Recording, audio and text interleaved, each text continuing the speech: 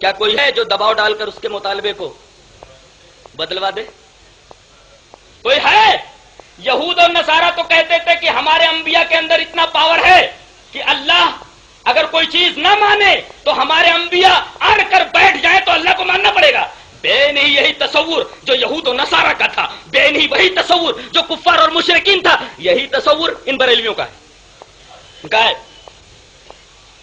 ان کا یہی ہے کہ اگر اللہ کوئی چیز بندے کو نہ دینا چاہے تو ہمارے اولیاء اتنا پاور رکھتے ہیں، ہمارے اولیاء کے اندر اتنا پاور ہے، اتنی قوت ہے کہ وہ اڑ کر بیٹھ جائیں تو اللہ کو دینا پڑے گا، لہذا اولیاء ہی کو پکڑ لو، یہ سب کچھ کرا لیں گے۔ کیا ایسا ہے؟ ایسا ہے لہو ما فی السماوات و ما فی الارض سے اسی شبہ کا جواب دیا گیا ہے۔ لہو ما فی السماوات و ما فی الارض، ارے زمین اور آسمان کا چپا چپا اور زمین اور آسمان کی ہر چیز اسی کی ہے۔ اسی کی ہے کیا مطلب؟ اس کی ملکیت۔ اب بتائیے کہ اگر کوئی انسان کسی انسان کی ملکیت میں ہو تو مالک کو کیا کہیں گے؟ آقا، اور جو ملکیت میں اسے کیا کہیں گے؟ غلام۔ اب جب لہو ما فی السماوات و ما فی الارض، کائنات کی ہر شے کا آقا ہے وہ، اور کائنات کی ہر شے اس کی ملکیت میں ہے، اس کی غلام ہے۔ غلام کبھی مالک کو مجبور کر سکتا ہے کسی بات پر؟ اقتدار ہی نہیں ہوتا۔ لہو ما فی السما، یہ اولیاء، یہ انبیاء، یہ رسول، یہ اقطاب، یہ ابدال اور جتنے بھی مقربین بارگاہ الہی ہیں، انکلوڈنگ اینجلز، فرشتوں کو شامل کر کے تمام کے تمام جتنے ہیں وہ سب اللہ تبارک و تعالیٰ کے غلام ہیں، اور غلام کی کیا مجال کہ وہ آقا کی بارگاہ میں لبکشائی بھی کرنے کی جرات کرے۔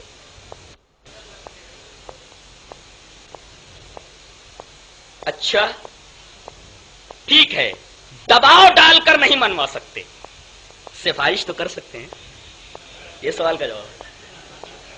دباؤ نہیں ڈال سکتے، بلا اجازت بول تو سکتے ہیں اے اللہ ذرا خیال رکھیے گا، ٹھیک ہے، دباؤ نہیں ڈال سکتے، پاور نہیں ہے، سفارش تو کر سکتے ہیں۔ اس شبہ کا جواب من ذا الذی یشفع عنده سے دیا گیا ہے۔ لہو ما فی السماوات و ما فی الارض سے اس شبہ کا جواب ہے۔ کیا اڑ کر بیٹھ جائیں اور اللہ کو مجبور کرنے لگے تو کیا اللہ کو مجبور کر کے کچھ منوا سکتے ہیں؟ تو لہو ما فی السماوات و ما فی الارض سے اس شبہ کا جواب دیا گیا۔ ارے مجبور کرنا تو دور کی بات، غلام ہے سب کے سب، آقا کی بارگاہ میں لبکشائی بھی کرنے کی جرات نہیں کر سکتے۔ اچھا ٹھیک ہے، پاور کا استعمال کر کے دباؤ ڈال کر کے نہیں کر سکتے، بول تو سکتے، سفارش تو کر سکتے، اے اللہ ذرا بیٹی نہیں بیٹا دے دینا، بیٹی دے دینا، مجبور ہے آدمی کچھ کر دینا۔ ہاں من ذا الذی یشفع عنده الا باذنہ، ارے کون ہے جو اللہ کے اذن کے بغیر شفاعت کے لیے لب کھول سکے؟ سفارش کی بھی اجازت نہیں جب تک حکم نہ ہو، سفارش کا اذن نہ ہو تو سفارش کے لیے بھی لب نہیں کھول سکتا، دباؤ تو دور کی بات ہے، تو دباؤ بھی نہیں ڈال سکتا، بغیر اللہ کے حکم سے سفارش کے لیے بھی زبان نہیں کھول سکتا۔ من ذا الذی یشفع عنده الا باذنہ سے اس کا جواب دیا گیا۔ اچھا ٹھیک ہے، اللہ کہہ دیتا ہے ٹھیک ہے سفارش کرو، حکم ہوتا ہے سفارش کر سکتے ہو، سفارش کر سکتے ہو کرو، تو کیا یہ سفارش کرنے والا اللہ کی معلومات میں کچھ اضافہ کر رہا ہے؟ کوئی ایسی بات بتا رہا ہے جو اللہ کو معلوم نہیں ہے؟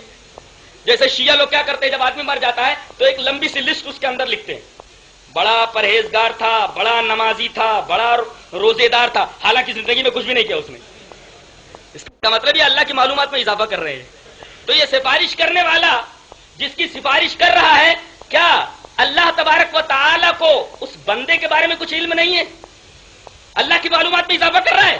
اس شبہ کا جواب دیا گیا، یعلم ما بین ایدیہم وما خلفہم، جس کے بارے میں سفارش کر رہا ہے نا اس کے اگلے پچھلے تمام حالات سے واقف ہے، اور یہ جو سفارش کر رہا ہے نا اس کے بھی اگلے پچھلے حالات سے واقف ہے۔ یعلم ما بین ایدیہم وما خلفہم، دونوں کے اگلے پچھلے حالات سے اچھی طرح واقف ہے، یہ مطلب ہے یعلم ما بین ایدیہم وما خلفہم کا۔ اللہ کی معلومات میں اضافہ نہیں ہوتا، وہ جانتا ہے کہ سفارش کیوں کر رہا ہے یہ اور کیسے کر رہا ہے، سفارش کرنے والا کیسا ہے اور جس کے بارے میں سفارش کی جا رہی ہے وہ کیسا ہے۔